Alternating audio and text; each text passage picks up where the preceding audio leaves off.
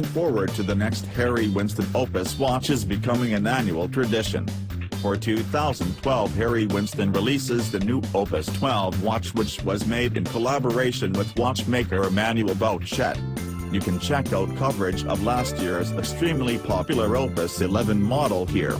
At a glance, the Opus 12 is a rather conservative model, being in a round case, but checking out the dial more carefully reveals just how complex this watch is.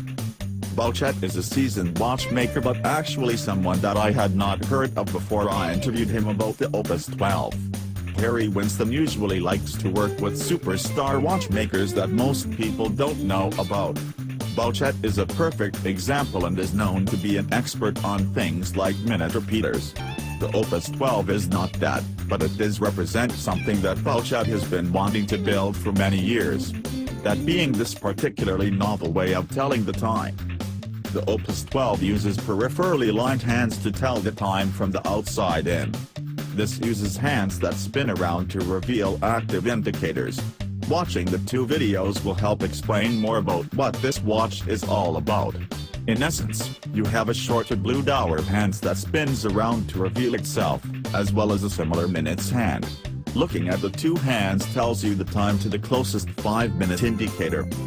After the passing of each hour, the entire dial becomes animated while the hour indicators all spin one after another until the new hour is reached. It is a cool and totally impractical complication that you will love to watch.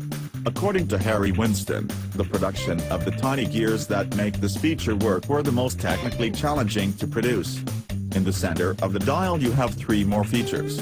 First is a subsidiary seconds dial. Then there is a retrograde 5-minute indicator. It is cool to see them both visually move together. The retrograde minutes indicator is used to tell the time more precisely because the main minute hands only goes in 5-minute increments. There is also a power reserve indicator for the manually wood movements that has 45 hours of power reserve. Playing with the watch is endlessly fun, and reading it with precision is quite possible. That dial, of course, is an interesting network of mechanics. Harry Winston chose to go with an interesting and almost industrial style of finishing for the movement on the front of the watch. It almost looks like something in an Hublot watch, and offers a youthful and fresh look to the watch that is not stuffy in demeanor.